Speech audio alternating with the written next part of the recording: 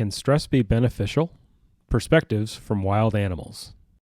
Okay, thanks, Chris, and thanks to the library for hosting me. I really appreciate everyone taking an hour or so of their Monday evenings, as Chris mentioned, to come inside and to hear about some of the work that we do in my lab.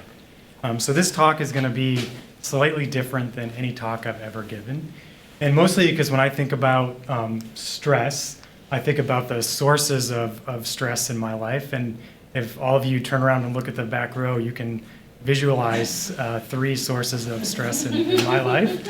But they can also be a motivator of why we might work harder, why we might try to achieve something or succeed in whatever challenge that we're underneath.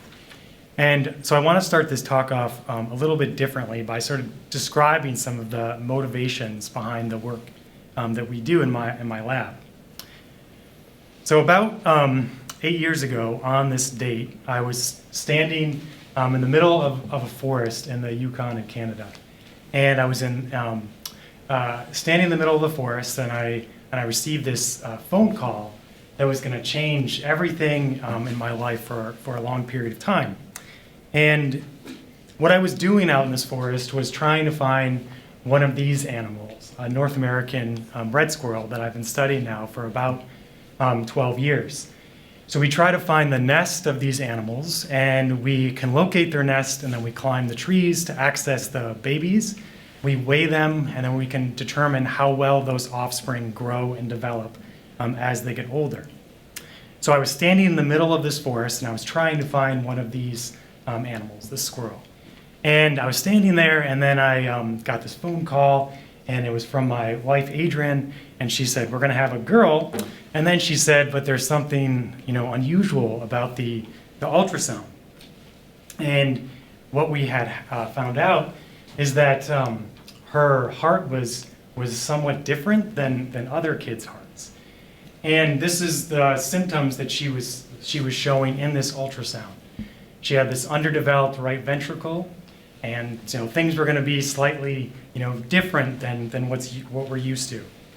And if you spend enough time in the hospital, and living in Ann Arbor, you probably have lots of friends that have spent time in the hospital, or maybe you have spent time in a hospital, you start to recognize how privileged we are to be here and to be moderately helpful or healthy. And in our case, we were somewhat lucky because there was a pathway in which we might be able to not fix but solve these problems. So our daughter had these heart surgeries at birth, and then 6 months and 18 months. And this was a really interesting time point in our life. But all of you that are here are really curious minds, and that's why you're here. You can figure out the title of this talk series, this community talk series. You're all here because you're interested in things. And just like you, I was sort of fascinated by this idea about what was going on with this situation. So I spent most of my time back here, sitting there trying to understand what was going on. And around this period of time, just a few weeks after she was born, this Time magazine journal came out, and it sort of summarizes all the work that I'm going to talk about today, and it summarizes the motivations that's behind what we're trying to do in my lab at the University of Michigan. And the basic premise is that the fetal environment has long-term consequences, or the maternal environment that the fetus experiences has long-term consequences. So just like in our case, we'll continue to live out those long-term consequences. What we're trying to focus on in my group is trying to understand how exactly what happens to a mother during pregnancy, or what happens to a baby prior to adolescence, has these long-term consequences. And so what I want to do in this talk is have 3 different parts. The first part is going to talk about other people's research, and it's an overview of the potentially adverse consequences of early life stress. So what happens if a mother is pregnant, or what happens to a baby once it's born prior to adolescence.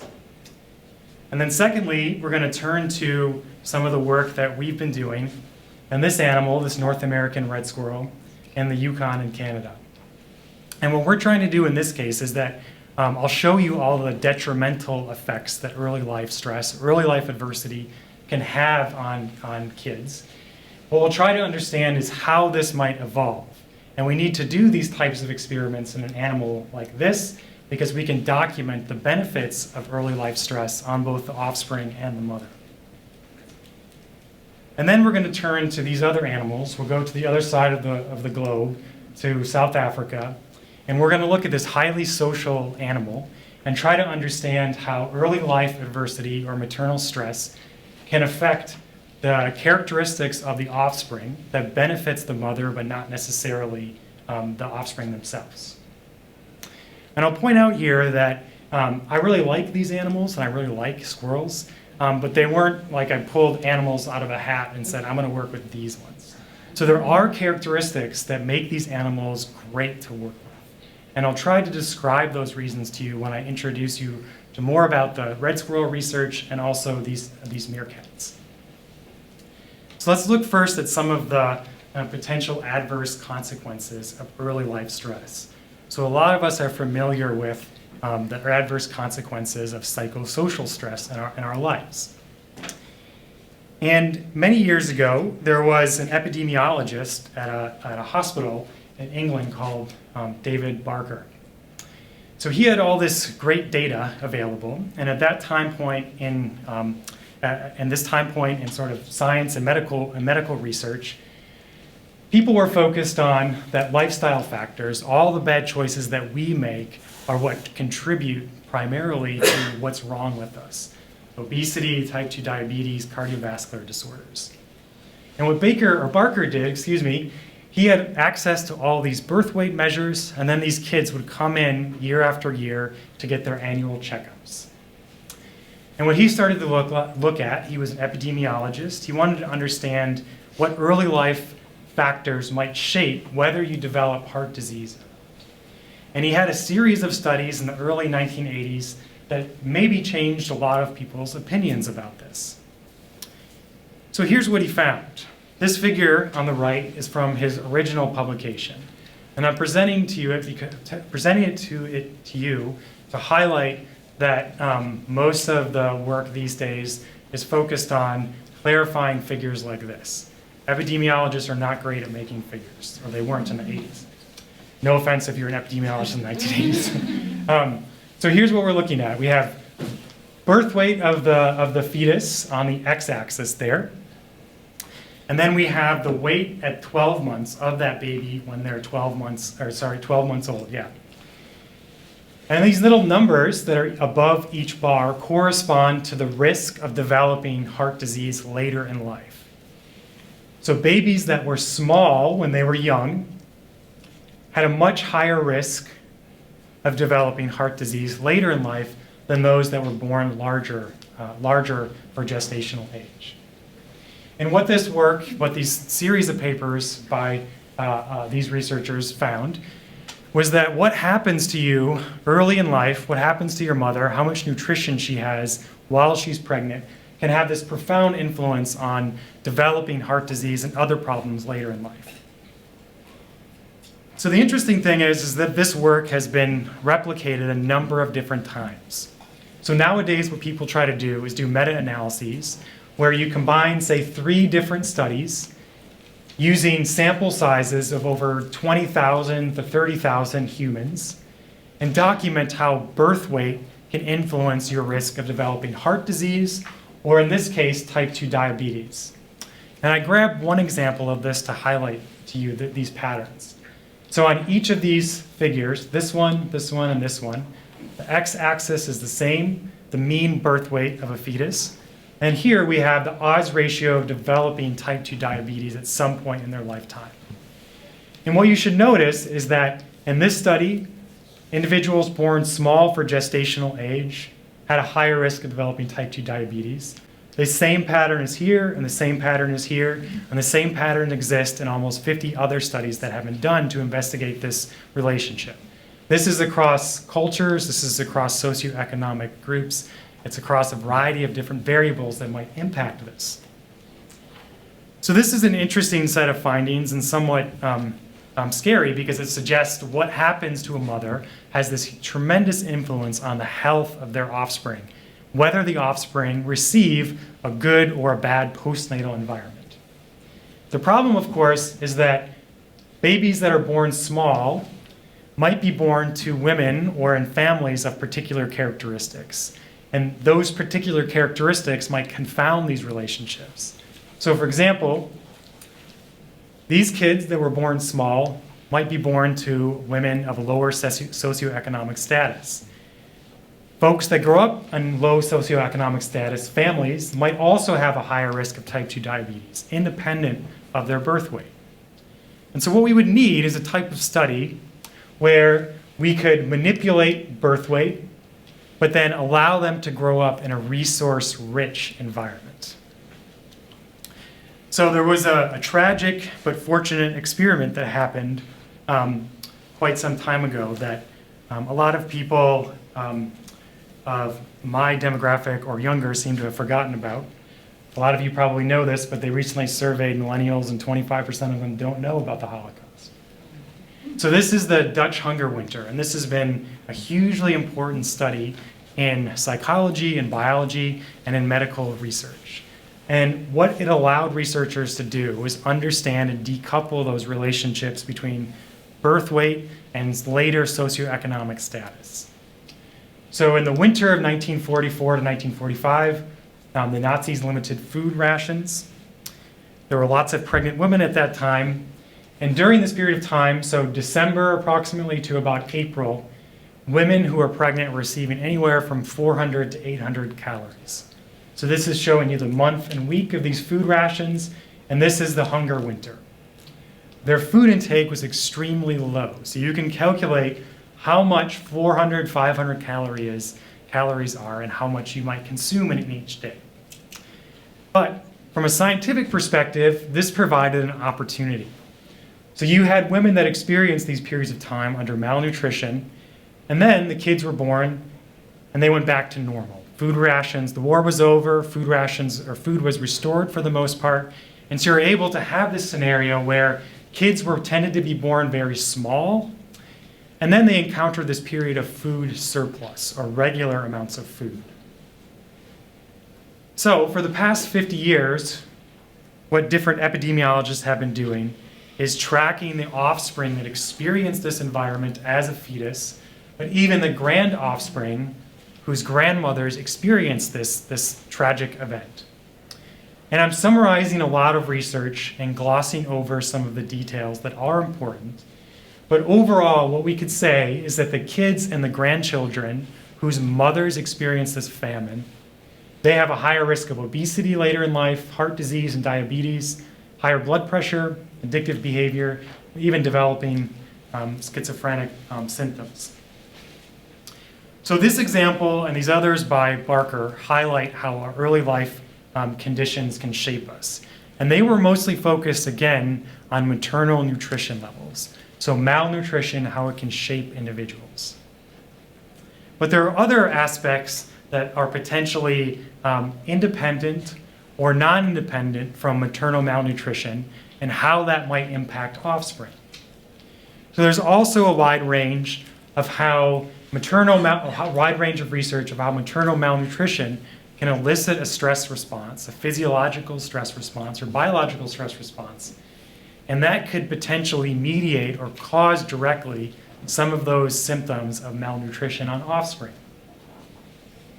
So we might think about the psychological response to stress, how we're thinking about our place in the world.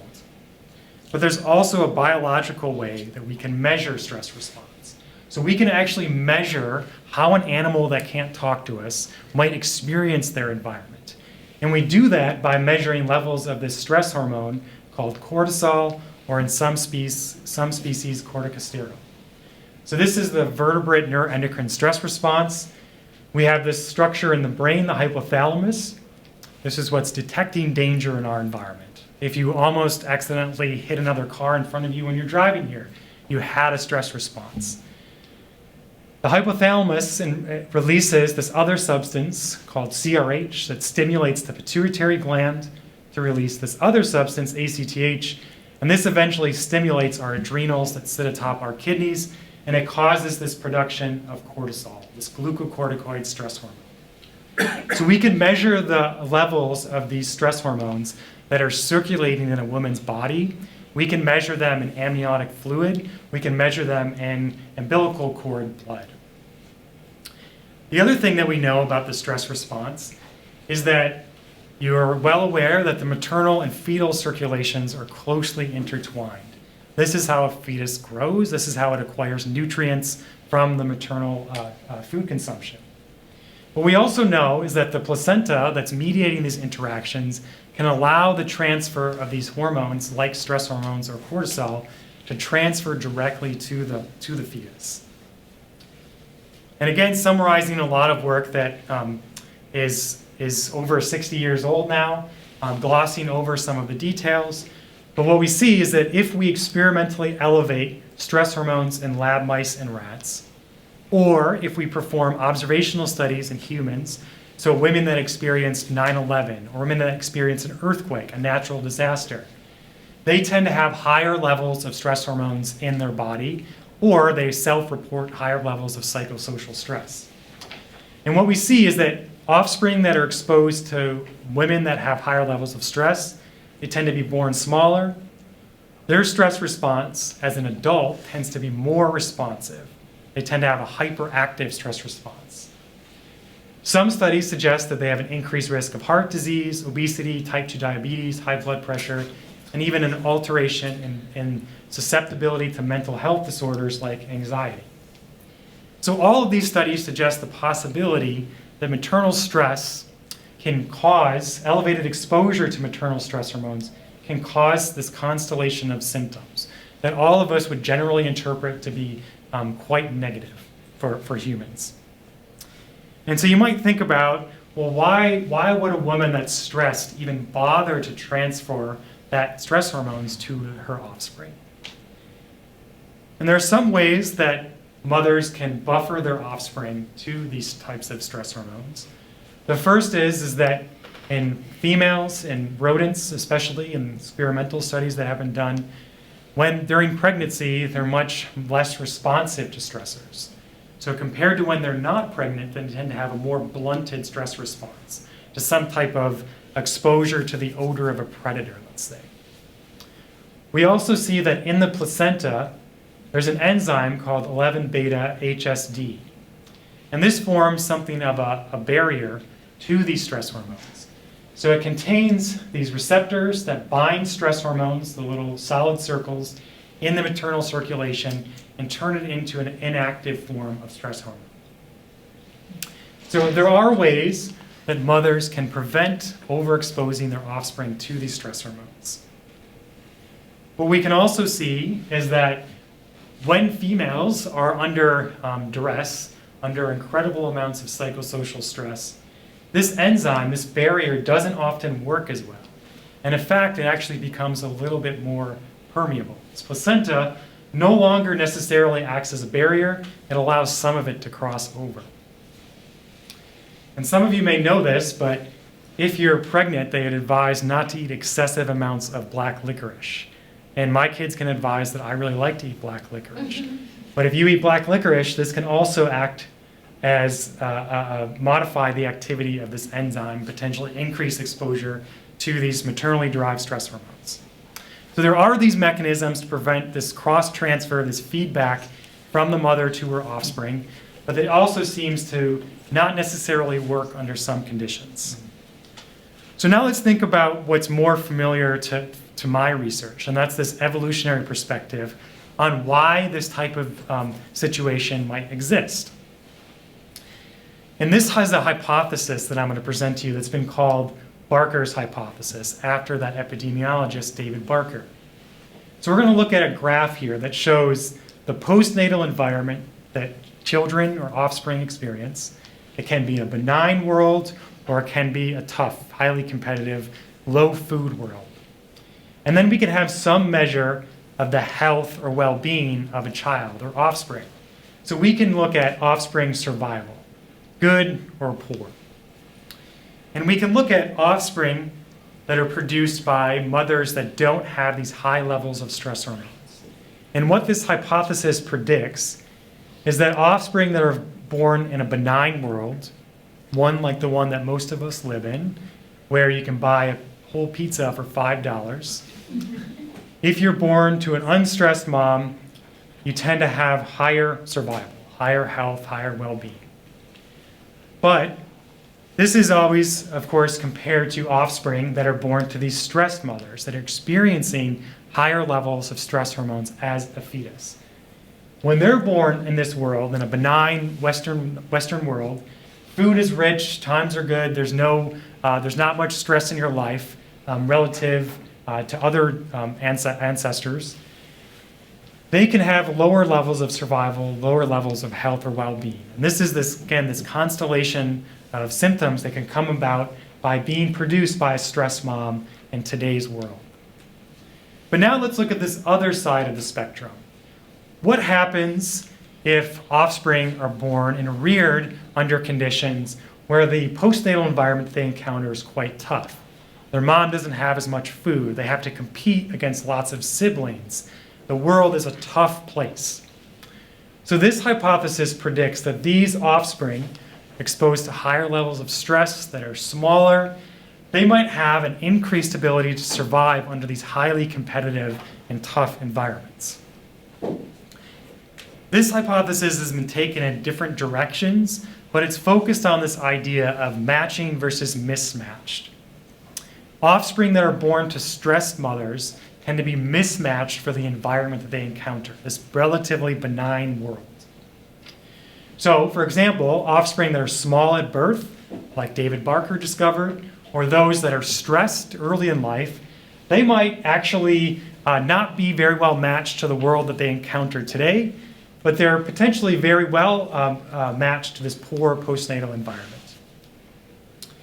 The problem, of course, is that the benefits of being born small or being exposed to these high levels of stress hormones may not necessarily be very clear in lab studies, where the rodents, the rats and mice, have to live in this highly benign world, artificial world. The lights turn on, they turn off on a regular schedule. You have unlimited food availability, no one's trying to kill you, you're not being exposed to aggression. And similarly in humans, we can't ethically do lots of these experiments. So what we need is this type of system where we can measure what would be the evolutionary cost and benefits of being exposed to high levels of maternal stress. And we can turn to this guy who changed the world with one of his publications, Charles Darwin. This is him with his first son, William. And lots is known about Darwin's life. There have been a variety of biographies written about him. But one thing that's always slipped under the radar is that Darwin had a large number of kids for that era, pretty normal. But he was also an excellent father. So he had this book that he wrote, A Biographical Sketch of an Infant. The whole book is about watching one of his kids develop. And you can read this, and you can continue to read. All of his works are online, and it's this incredible recollection of his life as a father. It's really interesting, and it adds a whole new dimension to someone that's become a bit of a caricature in some parts of the literature. So Darwin knew what life was all about, and his perspective was how many offspring you leave is what matters. So Darwin had this idea about evolution through natural selection. So he proposed this mechanism. Evolution had earlier origins. This was Darwin's novel contribution, this mechanism of natural selection. And the basic idea can be distilled into these words. So characteristics that are inherited from one individual to another that increase the ability of that individual to survive or reproduce, to leave more offspring, those traits, those characteristics are going to increase in frequency in a population. Another way we can think about this is that domesticated dogs or domesticated horses, we have been the selective filter to create different types of attributes you want. If you want a dog that's great with kids, you know what kind of dog you want to buy. If you want a dog that's a good pointer, you know what kind of dog you want to buy. In this case, nature is filtering out those individuals. Nature is that sieve. Nature is the one that's getting rid of individuals that don't possess those characteristics that are the most fit for that environment.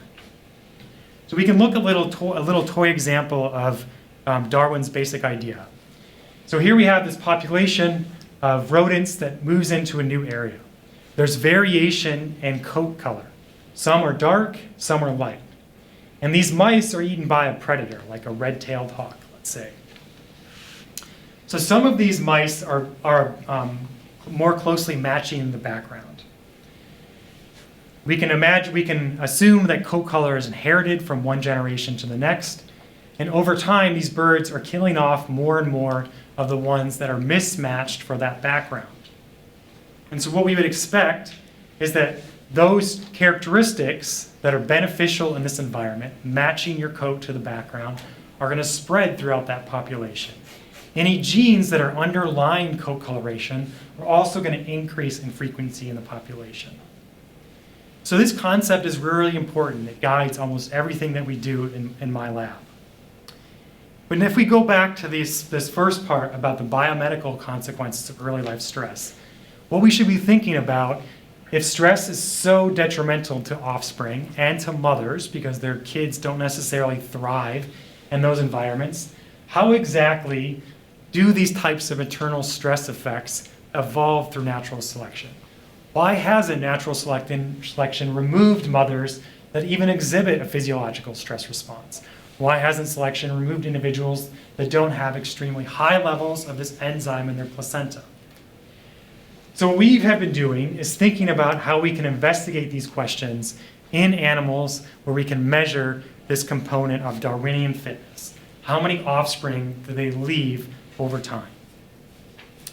So now what we're going to do is leave this overview of biomedical stress, and what we're going to do is turn to some of the work that we've been doing about trying to understand whether these maternal stress effects might actually be able to prepare this young juvenile red squirrel for a highly competitive environment. We can do all these types of experimental manipulations to try to understand this and then document the fitness consequences of this, how it would impact the ability of this offspring to survive in real life, in nature. So all of this work that I'm going to show you in this part of the talk, in part 2, is a part of this long-term squirrel project called the Kalahari Red Squirrel Project.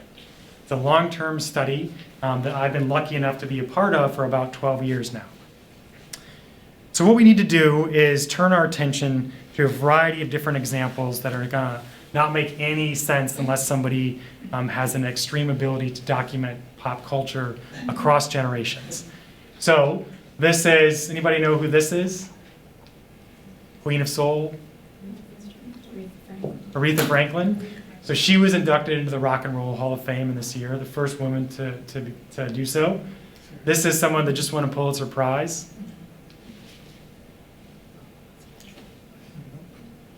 This is not my generation, so somebody should know this. Kendrick Lamar, he was born in this year. And then if you're from Michigan, you might know about WrestleMania 3, Hulk Hogan versus Andre the Giant. This also happened in Michigan. And then we had the release of RoboCop, which was about this post-apocalyptic world in Detroit of a cop, RoboCop. And then we have these guys. We have red squirrels. And so what happened in this year, it's the year of 1987. All these things happened around the same period of time. And this is when the collaborators that I work on this project started to study North American red squirrels. So all of this work occurs in this Kalahari region of the Yukon in Canada. It's a completely desolate part of the world. There's no economic value of the land. And I'm speaking like an awful person by saying that. But it actually makes our life really simple. Because what we're able to do is go to this part of the world and work with animals in an environment that has never changed, never been altered by human activities, except for building this Alaska highway. And it's a small highway. Some of you may have heard of it and actually driven up it. They built it in the 1940s in response to the Japanese invasion of the Aleutian Islands. The US had no way of driving supplies up to that region, so they worried about this. So they built this highway, and in 1987, this person, Stan Booten, who's a professor at the University of Alberta, he started to study these red squirrels. And then other folks have come onto the project, including myself. And as it stands right now, it's this multi-institutional, interdisciplinary project. And I've been able to pick a great group of collaborators on this project. They're also all Canadians, which, as many of you know, they're as nice as they sound. So we've been able to do this work for quite some time, and this is all in close collaboration with the Champagne and Asiatic First Nations, whose traditional territory that we work on.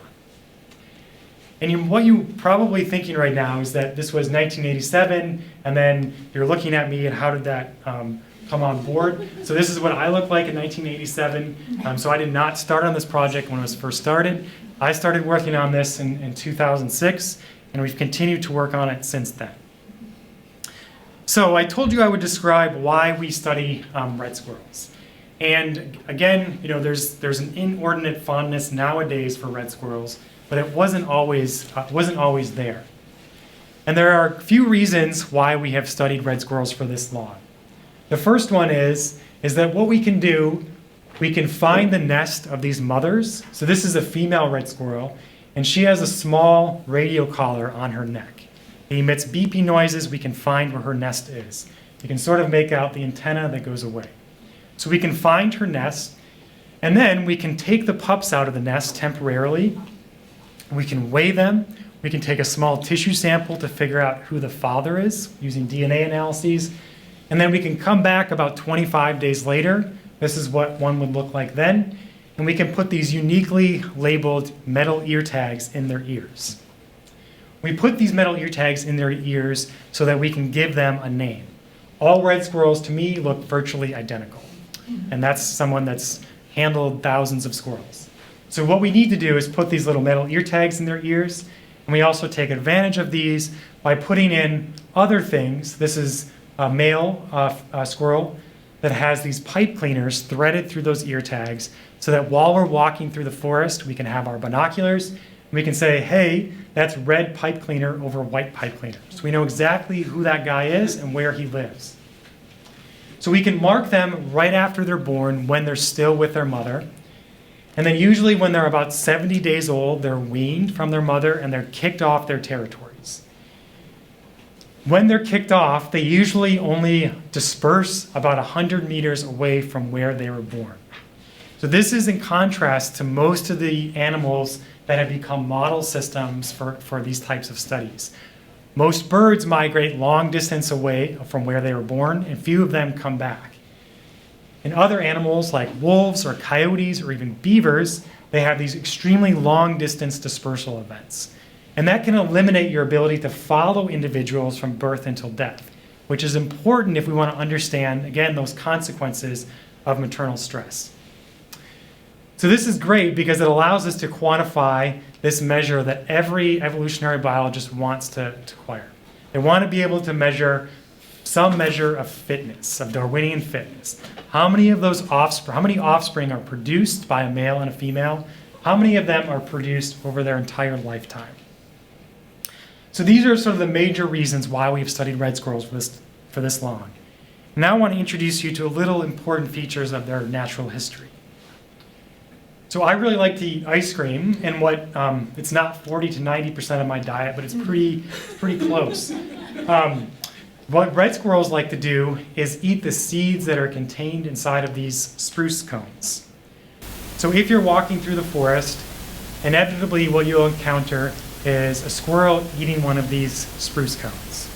And this one's going to be sitting there eating in the snow. It's going to emit a rattle, a territorial vocalization right here. So that's the territorial call that they use to defend their food caches, this stockpile of cones that they have underground. One cool thing about squirrels is that they're handed. So just like we're right or left-handed, squirrels are right or left-handed. This is a right-handed squirrel. They're using their right hand to twist that cone, and their left hand to sort of brace it next to their mouth. And similar to humans, the frequency of left-handedness in the human population is like 10%. And squirrels, it's lower than that, but it tends to change from year to year. Individuals consistently use one of their hands. So squirrels like to eat this spruce seed. And what they do with that food is make this huge cache of it underground. in what we call a midden. So in these middens, this is an enormous accumulation of all these little parts of these spruce cones that a squirrel has eaten in this tree that have fallen down and littered the ground. So this is what it would be like if you never threw out your garbage in your house, right? So this is what a squirrel's house looks like. And what they spend the autumn doing is clipping and caching these cones. So this video here is at the top of a tree, of a white spruce tree, and the squirrel is biting these cones that are mature, and then the cones are falling down to the ground.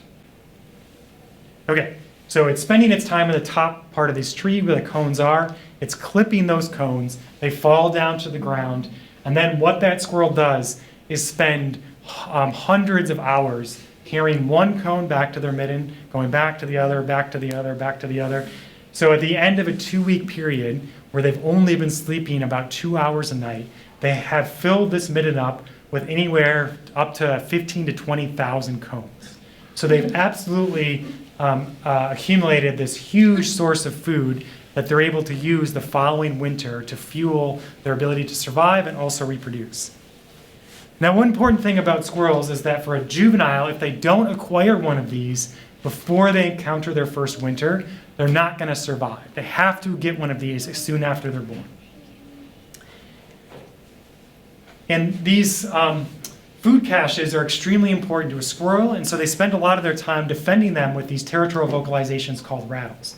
So here's another one. That rattle is extremely important, as I'll show you in a few slides, because what it allows us to do is manipulate the perception of how many squirrels are out there. So they defend these middens, these caches of food, with territorial vocalizations called rattles. And what we've been doing for the past 30 plus years is we've been quantifying how much food squirrels have available in the trees. So we go out to about 300 different trees throughout our study areas, and we actually count the number of cones that are in the top parts of these trees. And what we see is that in some years, in these gray bars, there are these boom or eras of cone availability. So there's this pulse of food in the system. An extremely high cone production year are indicated by these gray bars. And this is followed by these years where there's no or few cones produced. And this is theoretically a type of swamp and starve strategy. It swamps the predators of these seeds and then it starves them out. Regardless of what happens here, squirrels experience periods of time when there's lots of food and other years where there's very little amounts of food. And what we've been doing is trying to figure out how they respond to these pulses of food. And we do this by estimating what squirrels are surviving from year to year. So we have those little metal ear tags in their ears, and we're able to trap them using a live trap with a little bit of peanut butter. And then we capture them in these live traps. We put them in these canvas handling bags. We read their ear tags. We weigh them. We figure out if they're pregnant or not, and then we let them go. What this allows us to do is quantify who survives from year to year, but it also allows us to estimate how many squirrels are in that population. And what we find is that the amount of food in the environment is maybe, not surprisingly, affecting how many squirrels are around in the following spring. So this x-axis is how much food there was in the previous fall, and on the y-axis here are the density of squirrels. Each of these little dots here corresponds to a different population, a different year. When food is high, there's higher overwinter survival of squirrels, both juveniles and adults. So in the following spring, there are more squirrels around. And this can be unfortunate from the perspective of a juvenile squirrel, because these density changes affect how many squirrels are competing for vacant pieces of real estate. So here's a representation, a cartoon example, where the green polygons are vacant territories that are not occupied. Squirrels are inhabiting or owning these other territories. A juvenile that's produced by one of these females, it has to compete in a low competition or a low density year with maybe another squirrel for that vacant territory. But if we look at the following year, after one of these mast years, the superproduction of cones, there's anywhere up to 20 juveniles competing for this vacant territory. So the amount of competition is incredibly variable. The amount of competition among juveniles for these vacant pieces of real estate is incredibly variable. So we wanted to figure out is, are there characteristics of offspring that make them better able to survive under these high competition conditions? And one of the characteristics that we had a lot of data on, and has also been shown to be reflective of the competitive ability of an animal, is how fast they grow from birth until about 25 days later.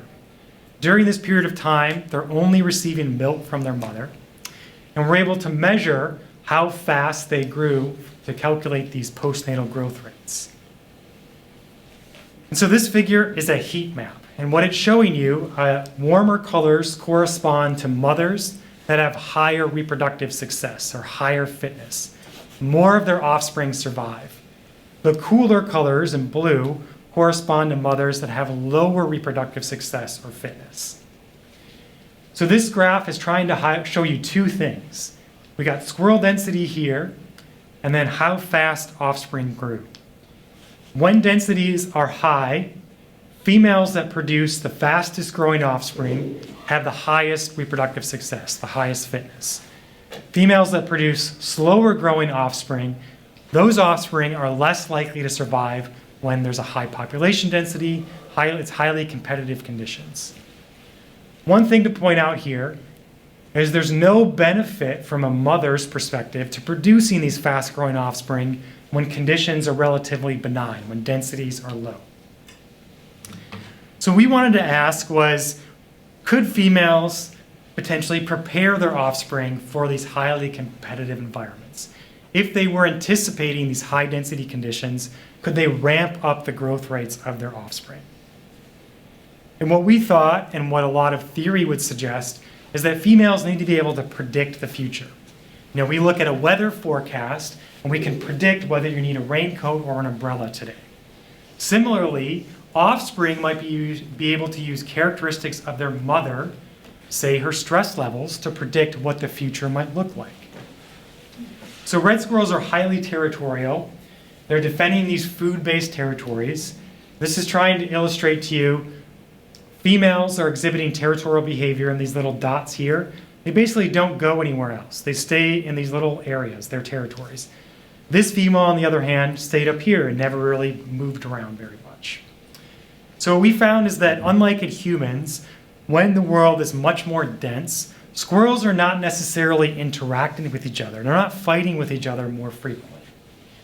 But the way that they are interacting with each other more frequently is through these territorial vocalizations called rattles. When densities are high, they're rattling much more frequently. Their neighbor rattles, they respond to it. Their other neighbor rattles, they also respond to it. So what we did in this case is we simulated high density conditions by using MP3 players with recordings of red squirrel rattles and speakers. So we went out, we bought hundreds of MP3 players, hundreds of these little speakers. When females were pregnant, we set up these speakers around the edges of their territory. We had this huge library of red squirrel rattles that we recorded from males, from females, from known or unknown individuals, related, unrelated individuals. And what we did is we either exposed pregnant females to playbacks of their other squirrels to simulate those high density conditions, or we had a control sound. Some people, for control sounds, might use Iggy Pop. Some people might use control sounds like the Beatles, just plain sounds back. What we did is we had this endemic bird species, the boreal chickadee, that's not known to kill the babies of red squirrels, and we played those sounds back. And one thing that I'll highlight really quickly is that we wanted to do was not just record these sounds and then press play. Track was on repeat, so rattle, rattle, rattle, or sound, sound, sound. What we did is we adjusted how often squirrels heard those sounds so that it simulated a biologically relevant dose of squirrels. It was simulating a density of about 5 squirrels per hectare. So then what we did is we measured how fast the offspring produced by these mothers, how fast they grew. And here are some data from those experiments. So these are for the control mothers. Litter size is on the x-axis. Females could produce 2 or 6 different offspring. They most often produce 3 or 4 offspring.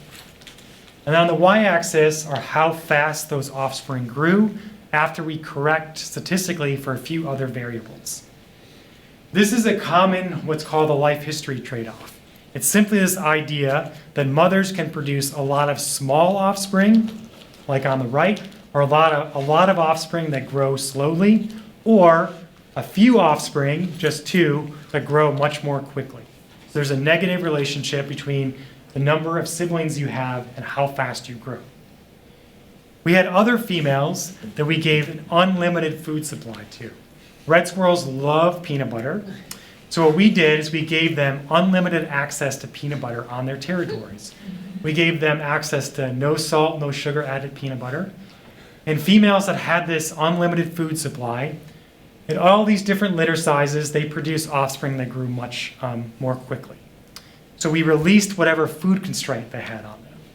What was pretty cool and was surprising was that females that thought the world was more dense, that were just hearing those sounds, those rattles, they produced offspring that grew faster than the controls did, and actually as similarly fast as females that had unlimited access to food in red here. So this was pretty cool because what it suggested to us is that females were in fact taking in this social information about what the future might look like and increasing the growth rates of their offspring. So the next part was asking how might they be able to do this? What we've been doing for the past 12 years is collecting thousands of fecal samples from red squirrels. So red squirrels are very generous with their feces. When we capture them, they deposit a fecal sample underneath the trap. And then what we do is we pick it up with a pair of tweezers and we put it into these uniquely labeled files. So just about a mile away from here, there are several freezers that are full of tens of thousands of red squirrel fecal samples.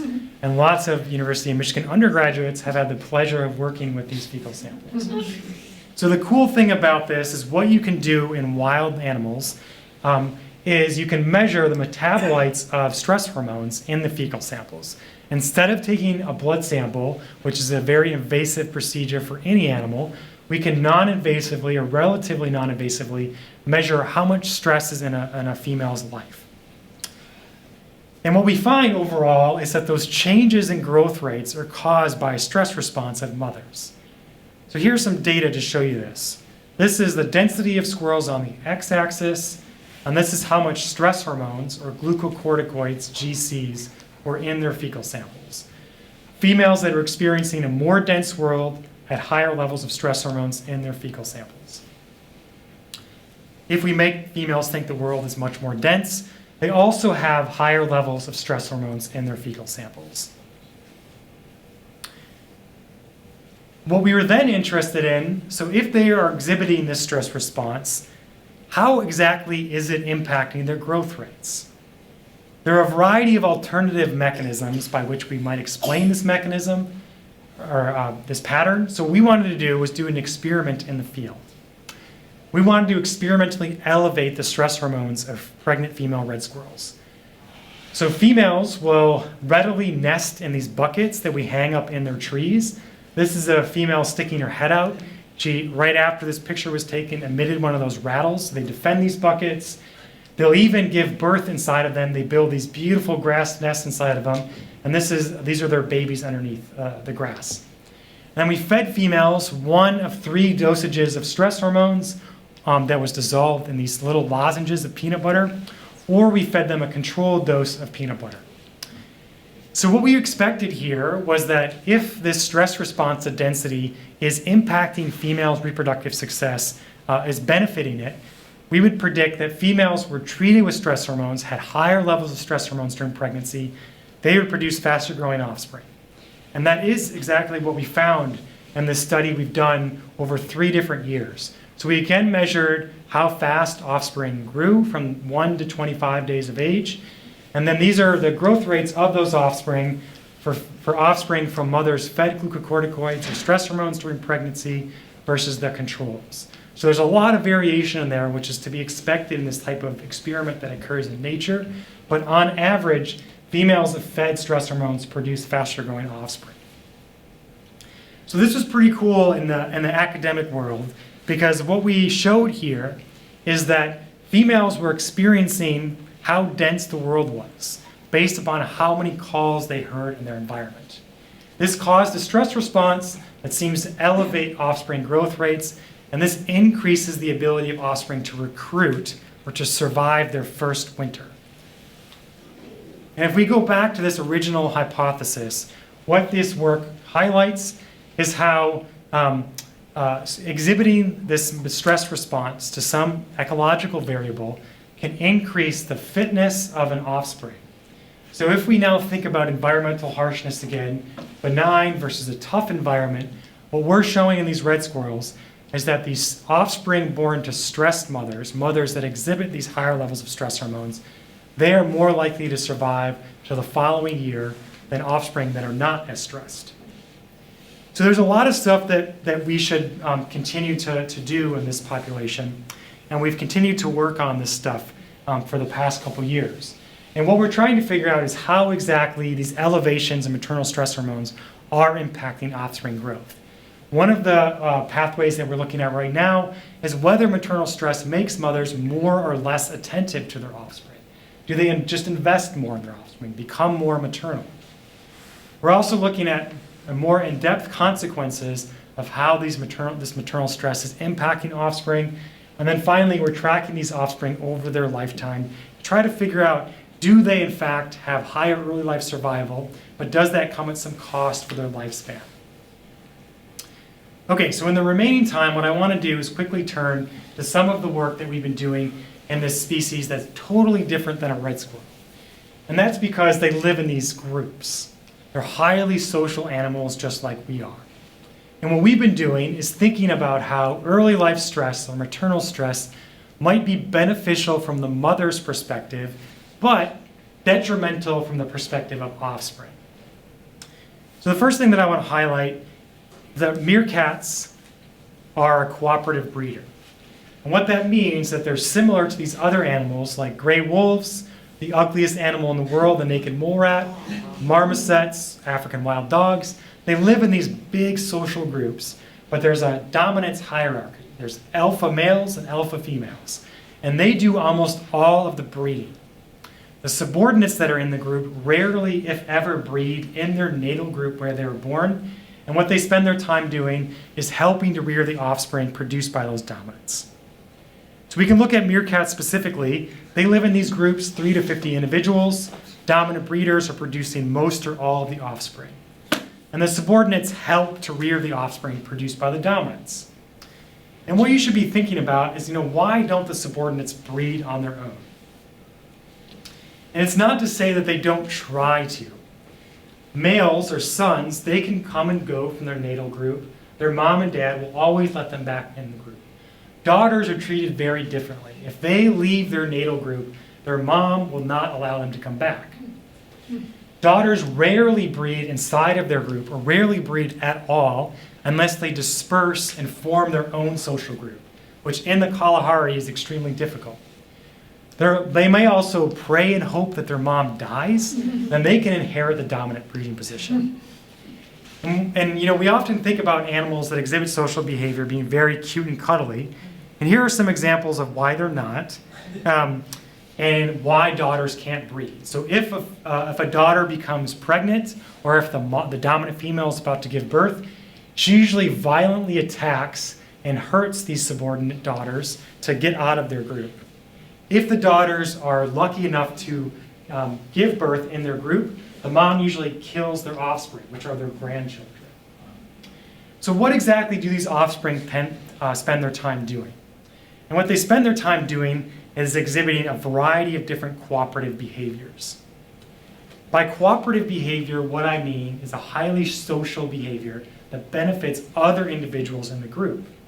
And the two examples that I'm going to show you are so-called babysitting and pup feeding. So when pups are born in the group, subordinate individuals will stick back at the natal burrow and they'll take care of these pups.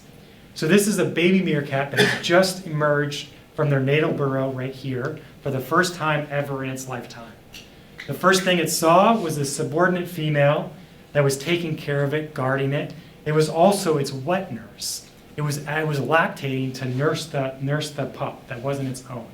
The second thing it saw was me that took a picture of what was happening here.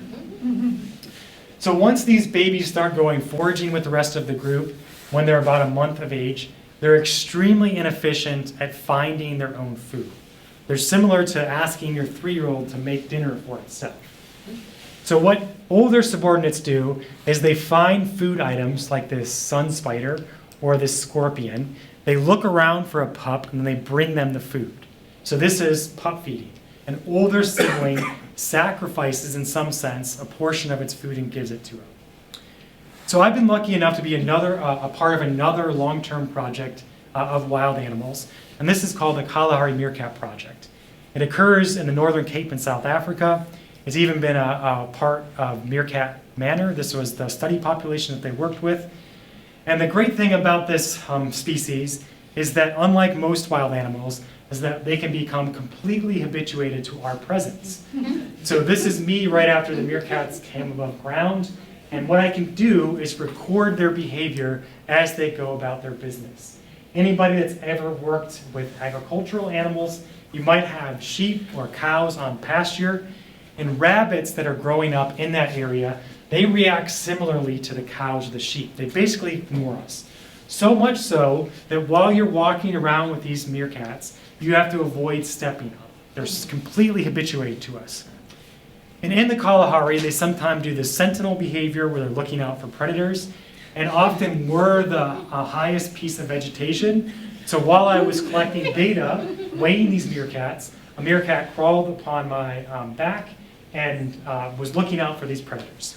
So meerkats are pretty cool. They allow us to record their data in great depth. We can also mark them individually, just like we can do red squirrels. In this case, what we do is give them individual dye marks. So this female has a dye mark here on her right shoulder and tail base. So we would call her right shoulder tail base. We know exactly who that is, when she was born, what group she is, what social status she is. We also put one of these radio collars on a female so we can track and discover where they are. So this study has been going on for quite some time, and just like in humans, what you've documented is there's tremendous amounts of variation in how much cooperative behavior meerkats exhibit. So here's one example in babysitting. This is showing you how much babysitting an individual did when they were less than a year old, males in blue and females in these open red circles. On the y-axis is how much babysitting they did when they were greater than 1 year of age. The thing that I want to emphasize here is that meerkats, these individuals that did high levels of babysitting, this cooperative behavior, when they were young, also did high levels when they were older. They consistently provided much higher levels of babysitting behavior. So in my lab, what we've been trying to do is figure out what causes this individual variation in cooperative behavior. And there's two different ways that we can approach this, different types of explanations. One is the proximate explanation that you might be thinking of. And that is focusing on how these differences might occur. Differences in the brain, differences in hormones, differences in other attributes that might contribute to individual differences in cooperative behavior. So in meerkats, we've documented how individuals that have elevated stress hormone levels tend to exhibit less cooperative behavior. The other explanation that I'm going to look at very briefly is this ultimate or evolutionary explanation. Why these differences might ultimately exist. And what we need to think about is what the energetic cost of exhibiting high levels of helping might be. So while meerkats are babysitting these pups, they're basically fasting for an entire day. They're losing high levels of body mass over the course of the day, and also while these pups are at home dependent upon them.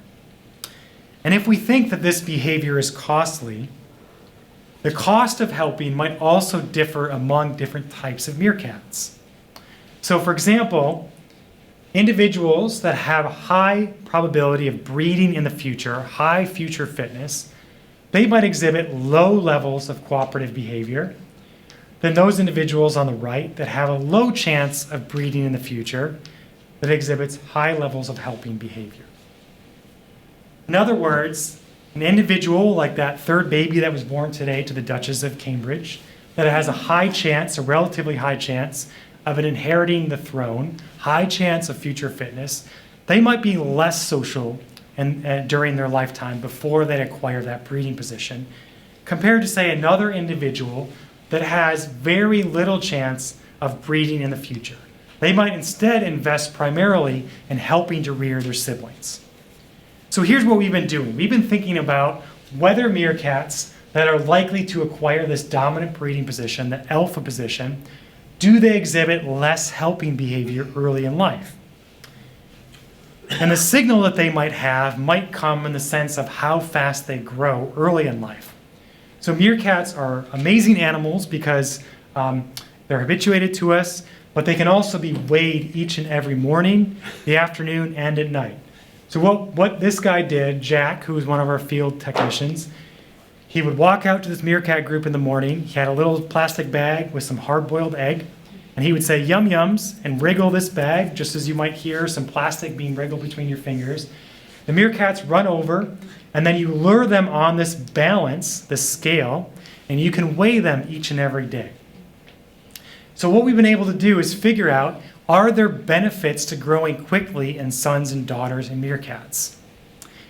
And as it turns out, there's no benefit to growing quickly in sons on the left here, but there's substantial benefits to daughters to growing quickly. So this is how fast they grow from right after they emerge from the burrow until they're about 3 months of age. For males, the probability of acquiring the dominant breeding position is unrelated to how fast they grew. For daughters, though, if you grew quickly early in life, you are more likely to acquire that dominant breeding position. In other words, if your mom died, if you were the fastest growing offspring in that group, you are more likely to acquire that dominant breeding position. So we've been thinking about how, as in daughters, growing quickly might be beneficial. And so you might reduce your helping contributions early in life. You have a high chance of acquiring that alpha breeding position. So what we did is try to manipulate that early life growth by using the same procedures that I used in red squirrels. We experimentally elevated maternal stress hormone levels, then we tracked the growth and the behavior of those offspring until they were about 1.5 years old. We compared their growth and helping behavior to other offspring from females that were fed the same amount of food, and also females that produced litters the same period of time but were completely untreated. So the amazing thing about science is that you often get these results that are not what you expected. So what we found is the opposite of what we expected. Daughters in blue from the cortisol-treated mothers, the stress mothers, they were smaller from right after they emerged from the burrow until they were 90 days or 3 months old. And this is compared to the control or untreated individuals. They grew more slowly from 1 to 3 months of age, and they were smaller. In males, there was some evidence here that they were slightly smaller, but when we do the statistics, there were no differences there. So what we would now expect is that these daughters grew more slowly. They might invest more in helping behavior. And we are finding some evidence of this. So here's a graph showing you how the contributions to babysitting behavior changed from about 6 months of age until they were almost 2 years old. In the daughters from cortisol-treated mothers, their babysitting tended to increase higher as they aged compared to the controls in this blue brownish color and the untreated individuals. In males, there was no pattern. So daughters from stress-treated mothers grew more slowly. They also tended to exhibit more babysitting behavior as they got older. And then finally what we see is that daughters from the cortisol-treated mothers in blue here they exhibited more of this other type of cooperative behavior, pup feeding, compared to the controls and untreated individuals. Males, on the other hand, were no different. Now, keep in mind is that we're doing all this work under the noise that occurs in wild animals. So these are on average, right? So we're detecting some patterns. Statistically, we can show some effect size, 30% increase in cortisol-treated individuals. There's still lots of variation there. So overall, what we have found here in this case is that we're trying to look at these ultimate explanations, these evolutionary explanations, for why some meerkats might do more cooperative behavior than others. And what we see is that maternal stress can potentially decrease the direct reproductive opportunities of daughters. It causes them to grow more slowly. And what the daughters do is increase investment in these babysitting and pup feeding behaviors that may allow them to aid the development of their future siblings, which benefits that dominant female and male. We also see some evidence of the potential proximate mechanism. These daughters have lower levels of stress in their blood and in fecal samples that might contribute to exhibiting higher levels of this cooperative behavior. Okay, so we've reached the end. So what I want to do is go back to these 3 parts of this talk. Part 1 was this overview about talking about stuff that you probably already know something about. There's overwhelming evidence in biomedical studies that maternal stress or early life adversity can have these detrimental effects in humans and in laboratory rodents. But what we see in our studies of red squirrels is that being exposed to elevated levels of maternal stress may be beneficial. It facilitates these adaptive changes in offspring characteristics that can increase both the fitness of the mothers and the offspring. What we also see in meerkats is that offspring exposed to elevated maternal stress levels, they tended to grow more slowly, but they exhibited more of these types of cooperative behaviors that benefited the mother, not necessarily the offspring. So if we think about the work that we're doing, I'll take you back to that first sort of set of slides, is that ultimately we all have our own motivations behind the work that we do. And in my case, what I need to convince everybody is that we're doing basic research in wild animals. And what we're able to do with this type of research is we're not necessarily trying to ameliorate the causes of early life adversity. We're not studying the social psychology of how early life adversity might affect children. What we are able to do is try to illuminate some of these evolutionary conundrums of how this type of maternal stress effects might evolve. And we can do this by studying these types of phenomenon in wild animals. And a second thing to point out here is that in red squirrels, in these studies in red squirrels and in meerkats, what we're showing is that maternal stress might benefit both the mother and the offspring, but it could also benefit just the mother. So in humans, who is this maternal stress benefiting? Is it benefiting the mother or the offspring? And the second reason why we do the work that we do is that we all know, and we're all well versed, is that cooperation among humans is responsible for building all the great structures, all the great wonders of the world.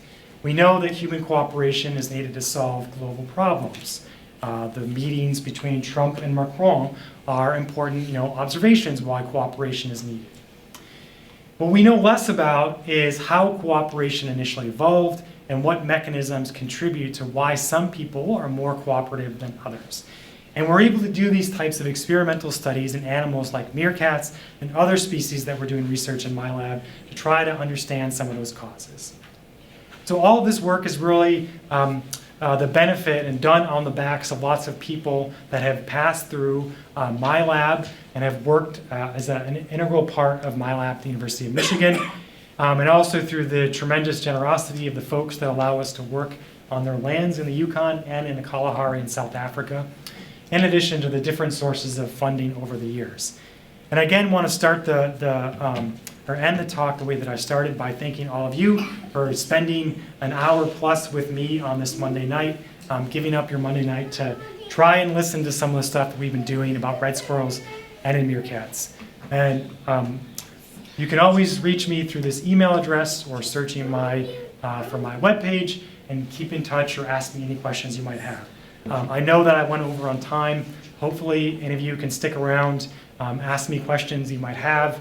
But thanks again for everybody coming to the talk. This program was recorded on April 23rd, 2018 at the Ann Arbor District Library.